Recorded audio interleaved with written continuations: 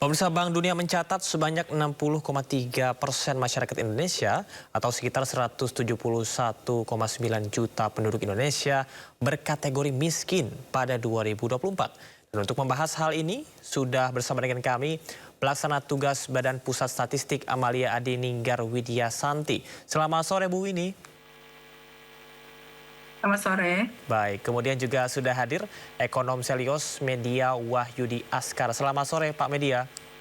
Selamat sore Mas. Baik, Bu Winnie dan juga Pak Media, terima kasih setelah bergabung bersama dengan Sindo Sore. Saya akan ke Bu Winnie terlebih dahulu. Bu Winnie, bagaimana tanggapan Anda mengenai laporan dari World Bank yang menyebutkan bahwasannya lebih dari 60% masyarakat Indonesia ini tergolong miskin?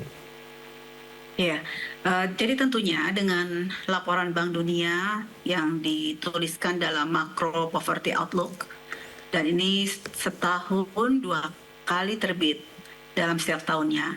Tentunya ini berisi catatan masing-masing negara yang memberikan gambaran umum tentang perkembangan terkini, perkiraan variabel ekonomi makro dunia, juga kemiskinan dan penanggulangan kemiskinan di masa datang. Yang perlu kita cermati adalah kita perlu bijak dan perlu lebih hati-hati dalam memaknai dari angka yang disampaikan oleh Bank Dunia. Pertama adalah standar yang digunakan oleh Bank Dunia merupakan 6,85 US dollar, kemudian 3,65 US dollar per hari itu adalah purchasing power parity tahun 2017. Dan sehingga tidak bisa langsung dikonversi dengan nilai tukar saat ini yang 16.800. Jadi konversi untuk nilai tukar berdasarkan PPP atau Purchasing Power Parity itu berbeda dengan nilai tukar nominal. Kedua, Bank Dunia juga mengeluarkan garis kemiskinan yang berbeda-beda. 6,85 US dollar per hari itu adalah untuk rata-rata upper middle income. Dan kita tahu bahwa kategori upper middle income adalah negara yang memiliki GNI per kapita, batas bawahnya adalah 4.500 US dollar per tahun. Kalau batas atas dari upper middle income sekitar 14.000 US dollar per kapita per tahun. Nah, ini rentang upper middle class itu kan sangat lebar, dari 4.500 US dollar per kapita per tahun sampai dengan 14.000 US dollar per kapita. Kemudian yang ke kategori ataupun garis kemiskinan yang kedua yang dikeluarkan oleh Bank Dunia adalah 3,65 US dollar per kapita per hari, dan juga ada internasional Global Poverty Line, disebut dengan International Poverty Line oleh Bank Dunia, yaitu 2,15 US dollar per hari.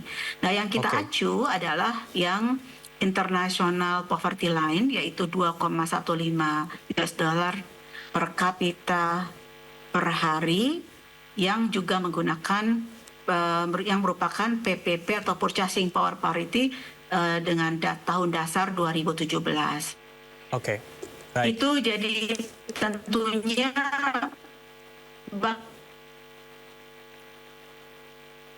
Ya, pemirsa, nampaknya kita juga tidak, satu hal lagi Mas, bahwa Bank Dunia juga tidak kemiskinan ini, dan justru masing-masing negara diminta untuk menyusun National Poverty Line yang disesuaikan dengan kondisi ekonomi dan sosial di masing-masing negara. Baik Bu, ini tadi Anda sampaikan adanya perbedaan standar perhitungan ya Bu ya. Saya akan ke Pak Media. Pak Media, apakah Anda setuju dengan hasil World Bank atau justru dengan BPS? Dan apakah kalau kita melihat angka 60,3% itu apakah cukup realistis jika melihat bagaimana standar hidup di Indonesia?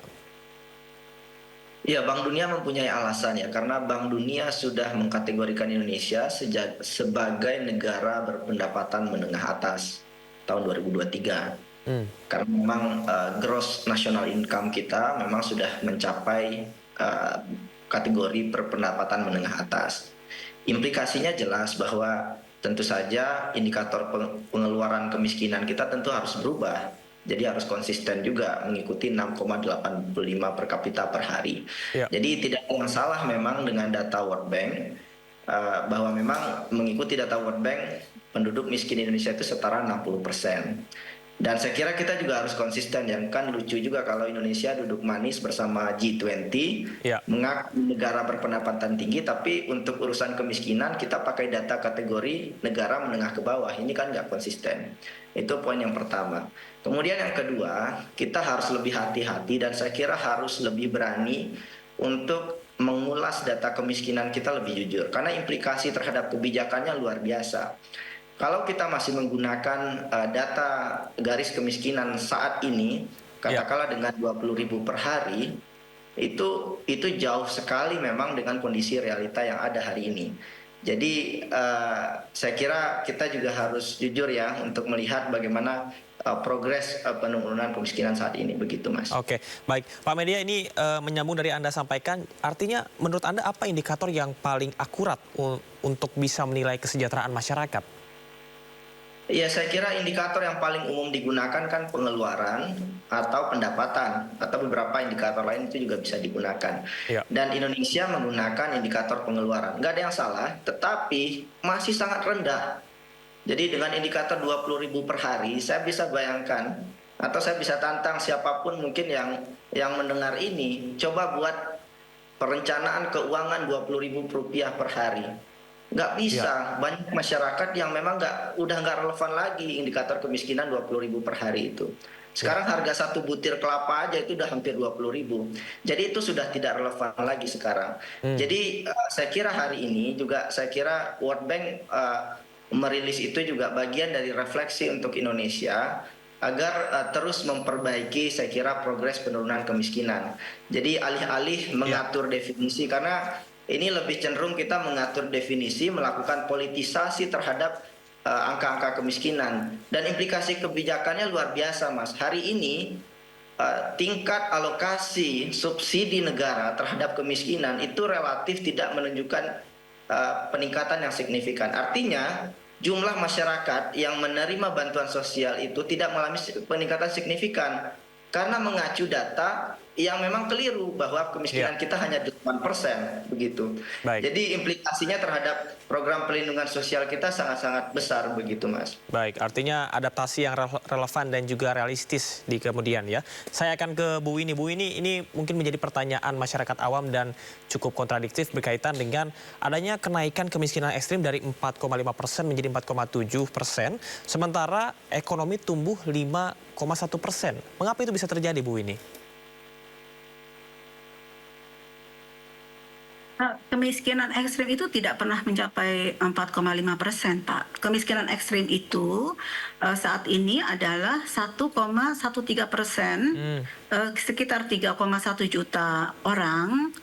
Kemiskinan ekstrim ya, tadi kan Mas menanyakan kemiskinan ekstrim. Betul. Jadi kemiskinan ekstrim itu kita mengacu kepada 2,15 US dollar per kapita dan saat ini itu angkanya 1,13%. Nah sekarang mari kita bicara mengenai kemiskinan, garis kemiskinan. Mohon kita cermati laporan Bank Dunia secara lebih jelas dan kita bandingkan antara satu negara dengan negara lain. Persentase kalau kita lihat negara Filipina misalnya, Filipina dia memiliki garis kemiskinan nasional atau National Poverty Line dan hasil dari angka kemiskinan berdasarkan National Poverty Line adalah 15,5%. Lalu Bank Dunia kan memberikan memberikan standar yang kalau dengan berdasarkan Bank Dunia 6,85 US dollar per kapita. Angka kemiskinannya adalah 51,3%. Jadi saya sudah bicara dengan Bank Dunia, saya sudah diskusi banyak dengan Bank Dunia, bagaimana kita menerjemahkan angka dari garis kemiskinan yang dituliskan oleh Bank Dunia itu hanya untuk memberikan indikasi. Jadi untuk menunjukkan keterbandingan antar negara, tetapi untuk intervensi kebijakan di masing-masing negara nasional, itu masing-masing negara harus nyusun National Poverty Line yang disesuaikan dengan kondisi sosial dan ekonomi di masing-masing negara. Oke. Karena tidak bisa kita gebiah uyah, ini bukan masalah PDB, bukan masalah apa yang ada standar acuan jelas manualnya dan internasional. Sehingga kalau kita cari manual untuk menghitung angka kemiskinan secara presisi, itu tidak ada. Iya. Tetapi hanya ada memberikan gambaran-gambaran besar bagaimana kita mengukur kemiskinan. Oke. Satu lagi Pak, mungkin juga bisa diterjemahkan bahwa garis kemiskinan bukanlah pendapatan, tetapi garis kemiskinan adalah merupakan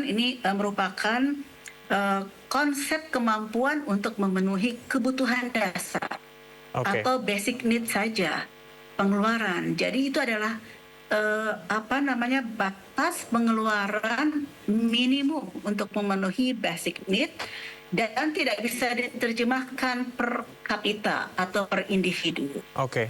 Karena biasanya yang menggambarkan miskin atau tidak adalah rumah tangga. Nah, itu kan bersama, masaknya bersama dalam satu dapur, begitu. Nah, Oke. itulah yang kemudian Baik. kita memaknai kebutuhan minimum dan Ya. itu basisnya rumah tangga. Baik Bu Winnie. Satu lagi, memaknai 20.000 itu tidak pas karena dalam rumah tangga Ya. rumah tangga miskin itu rata-rata. Baik orang Ibu Winnie, tinggal terima di dalam kasih banyak. subsidi. Ya. Iya, jadi yang garis kemiskinan yang 595.000 itu harus dikalikan 5. Baik. Bu Winnie, Begitu. terima kasih banyak Karena atas informasinya. pengeluaran untuk mengeluarkan Dan juga Pak Media, terima kasih banyak atas kebutuhan informasinya. dasar itu dalam satu rumah Kami tangga. sudah bisa menangkap apa yang Anda Begitu. sampaikan dan kita harapkan bahwa untuk garis kemiskinan di Indonesia, terutama untuk jumlah yang tadi sudah Anda koreksi, ini betul-betul bisa diakomodir dengan baik. Terima kasih Bu Winnie dan juga Pak Media. Kita akan sudahi untuk perbincangan hari ini karena akan ada breaking news sesaat lagi. Terima kasih Bu Winnie dan juga Pak Media. Oke.